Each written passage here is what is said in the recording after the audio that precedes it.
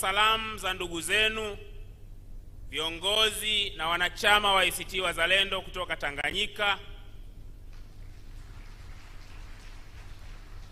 ambao kwa kweli wanapongeza sana hatua ambazo uongozi wetu umechukua na Wazanzibari wamezifikia.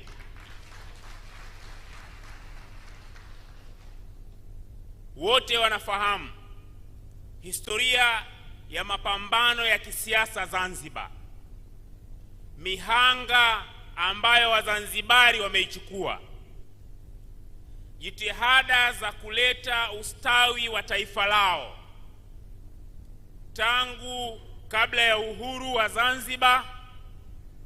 Baada ya mapinduzi tumerudi kwenye mfumo wa vyama vingi mwaka 95, na kwa hakika wengi wanafahamu hali ilivyokuwa mwaka 95, lakini na majanga ya mwaka 2001. Kama wiki 3 zilizopita, aliyekuwa IGP mwaka 2001 alitokwa na maneno ya kifedhuli sana, akijinasibu kwamba yeye ndio IGP katili kuliko wote, lakini kielelezo kikubwa cha ukatili wake ni mauaji aliyowafanyia Wazanzibari mwaka 2001. Hakuona haya kueleza namna ambavyo alifika wakati akawa anaua Wazanzibari wakiwa wako kwenye boti baharini wanakimbia kutafuta usalama. Jeshi ambalo lina wajibu wa kulinda usalama wao likatumia helikopta kuwaua wakiwa baharini, huku wakijua kwamba maana yake hata taarifa za vifo vyao havitopatikana. Haya ndio mambo ambayo Wazanzibari waliyapitia. Kwa uongozi wa Maalim Seif Sharif Hamad na sehemu kubwa ya Wazanzibari walifika mwaka 2010, na nyote mnajua heka za kupata serikali ya umoja wa kitaifa. Wako wenda wazimu wachache kule kwetu ambao wanajaribu kujiondoa kwenye fahamu, wasijue jitihada za kufika hapo ambazo Wazanzibari walizipitia. Lakini sisi tunajua kwamba wako watu hata walivuka maji na mahela hapa ili ikiwezekana kuwahonga wawakilishi tusifike pale, kana kwamba hatima ya Wazanzibari ibaki kuwa ni mauaji kila baada ya miaka 5. Lakini kwa uongozi wa Maalim Seif na aliyekuwa rais wakati ule Amani Abeid Karume, kwa utashi wa kisiasa na kuwa tayari kuwaleta Wazanzibari pamoja, Wazanzibari walivuka ule mtihani wakapata serikali ya umoja wa kitaifa mwaka 2010. Mmepita kwenye changamoto nyingi, na mwaka 2025 huenda kinachotrigger hisia za baadhi yetu au baadhi ya watu kule Tanganyika ni kile kilichotokea Tanganyika cha mauaji, jambo ambalo ni baya na tumelilaani kwa nguvu zote. Lakini ukweli ni kwamba haya ndio yalikuwa maisha ya Wazanzibari wakati wote wa mfumo wa vyama vingi.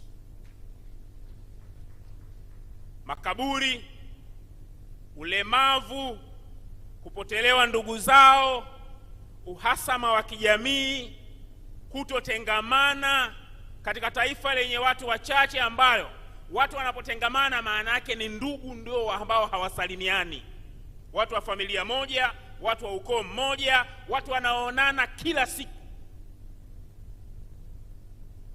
Kwa vyovyote vile, busara inataka viongozi kwenye maeneo hayo wakati wote watafute namna ya kupata suluhisho, na hilo ndilo ambalo Wazanzibari mmelifanya wakati wote. Hongereni sana.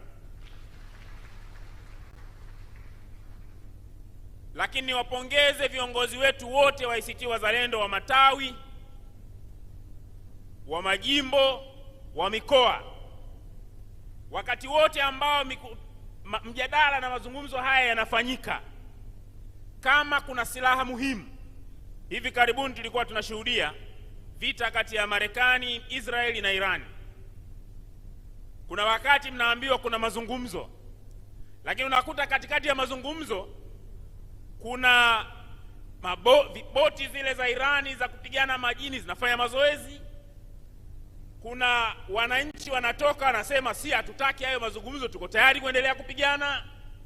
Haya yote huchangia kwenye mjadala, na ukiniambia mimi nifananishe hali hiyo na hali ilivyokuwa wakati wa mazungumzo, mikutano ya majimbo ilikuwa inafanyika, mikutano mikuu ya matawi, watu wanafungua matawi, watu wanakutana kwenye mikutano mikuu ya mikoa. Kwa maana Wazanzibari wanaeleza, sisi tunasikiliza viongozi wetu,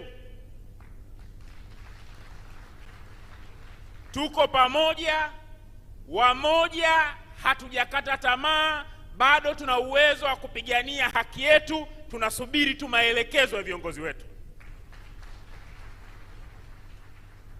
Watu ambao wamepita kwenye nyakati ngumu kama za uchaguzi wa mwaka 2025, kuwa na hiyo spirit ni silaha muhimu sana, ambayo pengine imesaidia kwa kiwango kikubwa viongozi wetu walipoingia kwenye mjadala kuwa na backup ya kuheshimika. Na hili ni jambo muhimu na kubwa sana, ambalo ni jambo langu la pili. Na kupongeza viongozi wote wa matawi, viongozi wa majimbo, viongozi kwenye ngazi za wadi, mikoa, na wanachama wote Zanzibar kwa utulivu na umoja waliouonesha kwenye kipindi hiki chote. Lakini la tatu na la mwisho, ndugu zangu, limeelezwa, na bahati nzuri limeelezwa vizuri sana, na naamini leo linao wazungumzaji wake wazuri sana hapa, kwamba hatua tuliyopita ni moja, tunaenda hatua ya pili.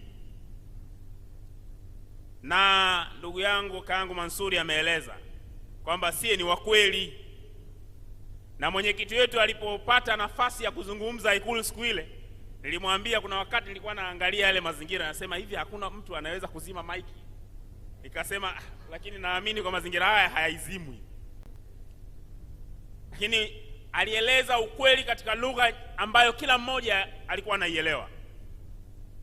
Alieleza vipimo vya hatua tulioifikia, kwamba tunao Wazanzibari wema wanaotaka mafanikio haya, na wanaamini viongozi wao wakikutana na wakazungumza watasema ukweli, walichokubaliana watakwenda kukifanyia kazi. Na akaeleza sisi viongozi upande wa ACT Wazalendo tuko tayari kwa haya tuliyokubaliana kuyasimamia na kuhakikisha kwamba yanafikia mwisho, Wazanzibari wanapata ustawi wao. Lakini akawakumbusha na wengine kwamba kuna watu wana wasiwasi. Na ndugu zangu, wasiwasi ni akili, si ndio? Kwa sababu wameona mengi. Juzi jana wakati nazungumza, alikuwa ananioji Hassan, moja kati ya maswali aliniuliza, mnadhani mambo haya mliozungumza na mkakubaliana yatakwenda kufanyiwa kazi? Nikamwambia silaha mbili ni muhimu. Moja ni ukweli na uwepo wa utashi wa kisiasa wa kuyafanyia kazi. Swali lake la pili likawa, unauona huo? Nikamwambia ninaweza kuhakikishia kwa 100% ninauona kwa viongozi wa ACT Wazalendo, na hiyo naweza kuchukua commitment. Lakini wenzetu wana nafasi ya kuthibitisha, na kwa upande wao siwezi kuwasemea. Lakini uungwana, tumekaa, tumekubaliana na tuko tayari kwenda kwenye hizi hatua. Commitment ya upande wetu ni ya 100%, na huo ndio wajibu wetu. Hatutowajibika kwa udhaifu wa watu wengine. Na hivi ndivyo ambavyo mmefanya wakati wote, mmefanya sasa, na viongozi wetu wanatuongoza kufikia mwisho. Ndugu zangu, mimi nawashukuruni sana kwa namna ambavyo mmeshiriki kwa utulivu wakati wote, na mimi niendelee kuwashukuru viongozi wetu wawili waliotuongoza kwenye jambo hili. Kamati kuu iliacha kwa kamati ya uongozi. Kamati ya uongozi tukasema wanaotuongoza hapa ni mwenyekiti wetu na mwenyekiti wetu mstaafu Babu Duni, na kwa kweli wameifanya kazi hii katika namna ambayo kila mmoja ilimstaajabisha. mwenendo wa mambo mpaka pale tulipofika. Ninaamini wametimiza wajibu wao. Wajibu ulioko mbele yetu ni wa kila mmoja kuthibitisha kwa matendo juu ya yale ambayo tumekubaliana, na wajibu huo ni wetu sote. Mimi naamini sisi tutatimiza wajibu wetu kwa 100%. Ni wajibu wa wenzetu pia kutimiza hivyo ili kufikia matakwa ya Wazanzibari, na naamini hiyo ndio kazi kubwa tuliyokuwa nayo mbele. Baada ya kusema haya, mimi nawashukuruni sana. Natumaini kwa pamoja tutaianza safari hii, na viongozi wetu wa matawi, viongozi wetu wa kata, wa wadi, viongozi wetu wa majimbo, viongozi wa wilaya na mikoa wataendelea kuimarisha umoja wetu na kusimama tayari kusimamia hizi hatua zote ambazo tumezifikia. Asanteni sana. ACT Wazalendo, taifa la wote. Asante sana.